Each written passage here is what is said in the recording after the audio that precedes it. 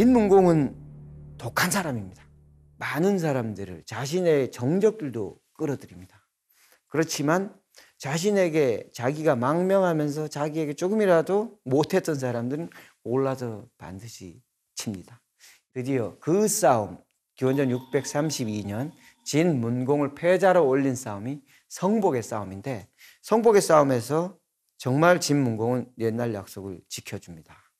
3번 물려주는 거죠. 30리씩. 사실은 이 사람은 현실주의자잖아요. 실제로 물러나는 척하면서 진나라 중군이 후방의 지원 부대하고 떨어지길 기다렸던 거예요.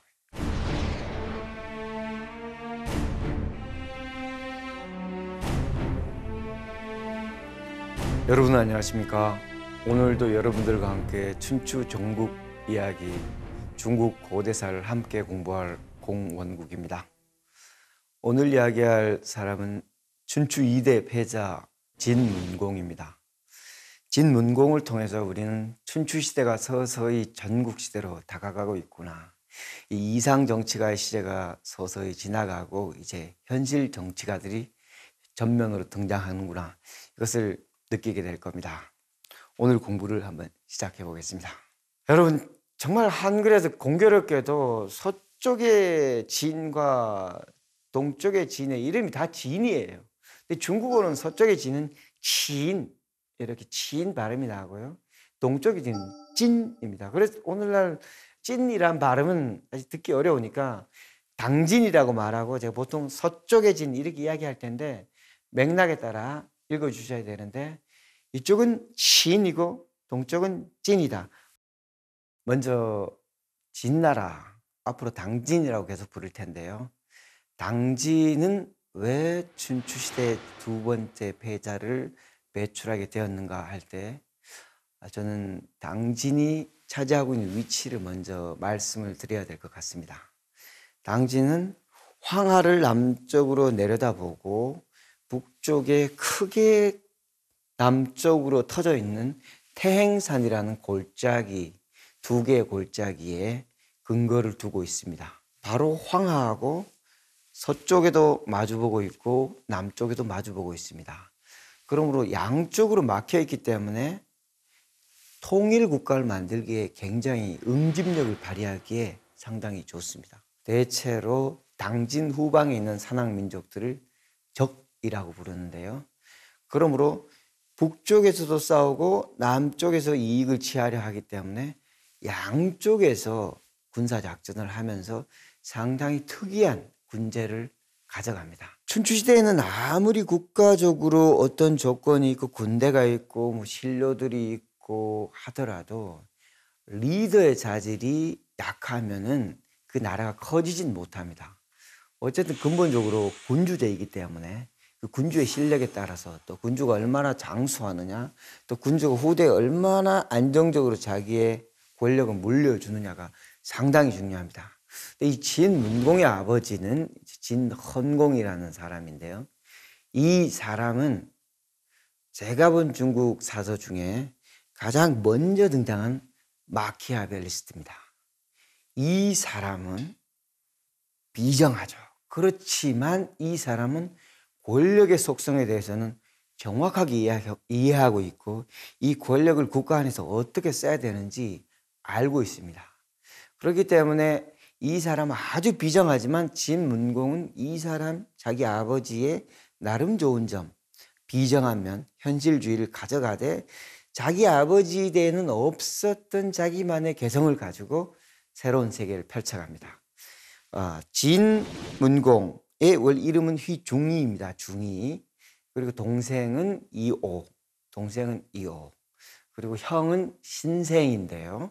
당연히 형은 굉장히 능력이 있고 또 효자였습니다. 그런데 그러니까 진헌공은 신생에게 권력을 물려줘야 되겠죠. 진헌공이 아주 아름다운 새로운 부인을 얻었어요. 근데 그래서 분명히 또 아들이 있겠죠. 아들을 얻었는데 보니까 전처의 소생에서 난 그 아들들보다 새로 난 아들이 더 이쁘고 또 새로운 여인이 더 아름다운 거죠. 그래서 이제 그 자기 원래 전처 소생의 세 아들들이 이제 예전처럼 보이지 않게 되는 겁니다. 그래서 이 틈을 그 새로 들어온 여인도 이용하고 싶어 하겠죠. 그래서 첫 번째는 태자를 끌어내리고 태자와 함께 그 동생들 중이 이호만 없으면 우리 아들을 진나라의 군주로 올릴 수가 있다. 이렇게 생각하고 이제 음모를 꾸밉니다. 여희가 이렇게 말을 합니다. 신생이 뭔가 딴 생각을 하고 있는 것 같다. 신생이 어머니에게 제사를 지내고 보내온 재물을 두고 한번 개에게 먼저 먹여보라. 개에게 먹이니까 개가 죽습니다. 물론 그 여인이 그 안에다가 약을 넣은 거죠. 건공도 신생이 맞닥지 않은데 맞득지 않은 데다가 또 이 잠수를 받으니까 신생에게 자결을 명하게 됩니다. 근데 신생은 또 효자다 보니까 자결을 명을 받고 받아들입니다. 죽음을 받아들이는데 그러나 동생인 중이와 이호 아까 말씀드렸듯이 이 친구들은 상당히 현실주의적인 친구들입니다. 도망을 갑니다. 죽지는 못하겠다. 헌공도 사람이니까 죽죠. 헌공이 죽고 여희의 아들이 진나라의 공으로 등극합니다. 그러나 중신들이 보기에는 원래 있던 적장자들을 다 패하고 이렇게 새로 정의롭지 않은 방법으로 세운 공이라는 걸 아는 거죠. 그래서 중신 중에 이극이 반란을 일으킵니다. 반란을 일으키고 이제 망명에 있는 아이들, 그러니까 망명에 있는 적자. 두 번째는 당연히 이제 중위가 이어야 되겠죠. 중위에게 사자가 갑니다. 이제 나라 안으로 들어오면은 공으로 세워주겠다. 근데 중위는 사실 가고 싶어 했습니다. 그래서 중위의 옆에 있는 보좌역이었던 호언이라는 사람은 중위의 외삼촌입니다. 이런 말을 합니다. 아버지가 돌아가신 것은 슬픈 일이고 공으로 등극하는 것은 기쁜 일인데 슬픈 일을 이용해서 자기가 기쁜 걸 취하면 옳지 못합니다. 근데 이런 짓을 하고 밑에 사람들을 다스릴 수 있겠습니까? 그 일에서 등장한 이야기가 희희낙낙이다 이런 말인데 간단합니다. 희희 기쁜 것을 기뻐하고 낙낙 즐거운 것을 즐거워하라. 상상애애 슬픈 것을 슬퍼하고 비통한 것을 비통해하면 그것이 바로 정치의 기본이다. 그래서 진문공 희중이 나중에 진문공으로 등장한 이 친구는 희희낙낙 상상애애의 원리는 확실하게 알고 있습니다. 자기 욕심이 있어도 슬픈 일을 이용하는 그 정도의 사람은 아닙니다. 그렇지만 이호는 좀 달랐던 것 같아요. 이호는 서쪽에 있는 진나라 당시에 진목공의 힘을 얻어서 다시 귀국해서 형 대신 자리를 차지합니다. 역시 마키아벨리스트의 아들답죠. 이호가 환국해서 공위에 오르는데 이 사람이 바로 해공입니다. 해공, 이제 중위의 동생 이호가 얼마나 아버지를 닮았는가. 이 친구는 자기가 형 대신 공위에 올랐으니까 형을 주기로 다시 자객을 보냅니다. 중위의 입장에서는 정말 황당하죠. 아버지가 자객을 보내더니 또 동생까지 자객을 보내고 그래서 외국에 있어 도망 다니고 있습니다. 자, 이제 아버지의 자객을 피해서 도망가고 또 동생이 보낸 자객을 피해서 도망갔던 이 중이 결국은 제나라로 갑니다. 마침 관중이 죽고 관중을 대신할 사람이 필요했던 거죠. 그렇지만 제나라에 가서 크게 등용되지는 않은 것 같아요. 그래서 귀빈 대접을 받고 있었습니다. 나이도 굉장히 많고 뭐 이제 삶을 즐길 때가 됐는 것 같아요. 근데 제나라에서 새로 얻은 아내는 이 중이가 상당한 능력이 있는 것 같고 환국하면 분명히 공으로 등극할 것 같은데 이 사람이 인생을 낭비한다. 요즘 속된 말로 당신은 하빠리입니까? 하등 인간입니까? 왜 이렇게 삽니까? 이렇게 이야기하는 거죠. 그러자 중이가 난 원래 하등 인간이고 난 인생 즐기면 족하다. 난 여기서 늙어 죽을 테니까 뭐 형도 아니 동생도 자격을 보내고 아버지도 자격 보내고 그 세계에 들어가기 싫다. 이렇게 뻗대는 거죠. 그런데 몰래 아내가 술을 실컷 먹이고는 이제 중위의 측근들을 수레에 보내서 서쪽으로 보내버립니다. 깨어나니까 술을 깨어나니까 벌써 제 나라의 국도를 벗어나서 달리고 있는 거예요. 어떡합니까? 지금 중인 화가 났죠. 호원에게 만약에 내 일이 실패하면은 이 외삼촌의 살을 뜯어 먹겠다. 너무 화가 나서. 그러니까 외삼촌이라는 사람이 이렇게 이야기합니다. 우리 일이 실패하면 우리 어디서 죽을지도 모르는데 이제 들판에 죽는다는 뜻이죠. 들판에서 이제 일이 늑대를 쫓아가면서 내 고기를 먹겠습니까? 그러니까 만약에 성공하면은 부드러운 고기를 먹겠는데 이 늙은 사람의 누린내 나는 고기를 뭐하러 먹겠습니까? 이제 유머죠. 당시의 코미디입니다. 중이는 돌아가는 길에 이제 초나라를 거칩니다. 초나라는 이제 남쪽에서 가장 강대한 세력이고 중원과 맞서는 세력이죠. 중이에게 초나라 성왕이 이렇게 물어봅니다. 내가 도와주겠다. 그런데 만약에 북쪽으로 돌아가면 나한테 어떻게 갚을래? 이렇게 물으니까 중이가 왕을 전투에서 만나면 제가 30리씩 3번 물려드리겠습니다. 이렇게 이야기하는 거죠. 초나라 중신들이 아연실색했습니다. 멀리서 거지 같은 놈이 이제 뭐가 좀 도와줘서 보내주겠다고 하니까 감히 전장에서 만나면 3번 물려주겠다고? 이거 웃긴다. 이렇게 생각했는데 초성왕이 보기에 요 놈한테 조금 베풀어 주면은 진나라가 말을 좀 듣기도 하겠고 보통 녀석은 아니다. 어차피 이놈 아니면 딴 놈이 진나라에서 공의를 차지할 테니까 보내자 해서 보냅니다.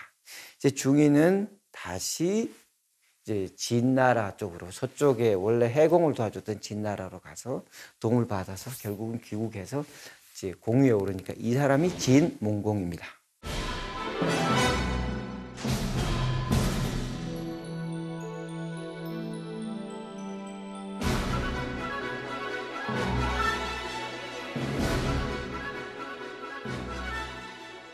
진문공의 입국은 관중과 제한공의 스타일하고는 완전히 다릅니다. 진문공의 입국은 기본적으로 군사 입국입니다. 싸워보니 아는 거죠. 한 개의 군단으로서는 패자가 될 수 없다는 걸 확실하게 느낍니다. 왜? 뒤쪽에도 이민족의 군대가 있고 앞에도 맞서야 될 초라는 거대 세력이 있다. 그럼 군단을 동시에 2군데에서 작전하는 규모로 늘려야 된다. 그래서 원래 있던 2개의 군단, 상군과 하군을 5군으로 합치고 5군으로 늘리고 그 다음에는 북쪽에 있는 군단하고 북쪽에 있는 이민족하고 싸우기 위해서 보병부대를 만듭니다. 사실 보병부대는 군대에서 갈 때까지 간 부대죠. 보병이 등장하면은 농민이 등장합니다. 보병은 창을 들고 그냥 걸어 다니면서 찌르면 되는 거지만 전차를 쓰는 사람들은 고도의 기술이 필요하고 전문적인 교육을 받아야 돼요. 문자도 아는 사람들이고 전차사들이 기본적으로 사대부라고 보면 되거든요. 그 당시에. 근데 보병이 생긴다는 것은 농민들이 전쟁에 슬슬 동원된다는 의미입니다. 기본적으로 이 시스템은 춘추 말기까지 혹은 전국시대 초기까지 유지되는 보병, 전차, 혼성 군단입니다. 이것을 진나라 문공이 만들었다. 이렇게 볼 수 있습니다. 처음부터 패자를 지향하는 사람이기 때문에 가만히 있을 사람이 아닙니다. 존왕, 주나라 왕실을 보좌한다는 명분으로 남쪽으로 내려오고 아시다시피 서쪽의 진이 진문공을 도와서 다시 등극시켰기 때문에 사이가 좋아요. 그 서쪽의 진하고 합쳐서 초나라하고 진하고 변경지대를 먼저 칩니다. 그리고 초나라는 막으면서 다시 전통적으로 북쪽으로 밀고 나옵니다. 남북의 남세력과 북세력이 부딪히게 되는 겁니다. 근데 드디어 그 싸움, 기원전 632년 진문공을 패자로 올린 싸움이 성복의 싸움인데 성복의 싸움에서 정말 진문공은 옛날 약속을 지켜줍니다. 3번 물려주는 거죠. 30리씩. 초근이 진격할 때 1번, 2번, 3번. 사실은 이 사람은 현실주의자잖아요. 실제로 물러나는 척하면서 진나라 중군이 후방의 지원 부대하고 떨어지길 기다렸던 거예요. 그래서 초나라 영윤, 자옥, 영윤 원래부터 진문공이란 입 바른 소리하고 좀 뻣뻣한 녀석 손 좀 봐줘야 되겠지 했는데 이 친구를 좋아하지 않았는데 90리 따라 붙었어요. 근데 본대 쪽에서는 초왕은 너무 멀리 가는 것 같고 영윤이 너무 쉽게 군대를 움직이는 것 같아요. 그래서 멈춰 있었습니다. 그러니까 초나라의 선봉대를 가지고 있던 초나라 영륜 자옥은 너무 깊이 들어간 거죠. 그때 성복에서 반격이 일어나는데 군세 자체가 차이가 많이 났습니다. 둘러싸였죠. 완전히 괴멸되고 진문공의 진나라 연합군이 승리하게 됩니다. 이로써 문공이 명실상부한 춘추 2대 패자로 올라가게 되는 겁니다. 진문공과 제환공 도대체 어떤 차이가 있는가 한번 보면은요. 진문공은 독한 사람입니다. 자기를 죽이려고 출정했던 자객, 발제, 이 친구가 진문공이 패자가 되자 이제 환국하다 옵니다.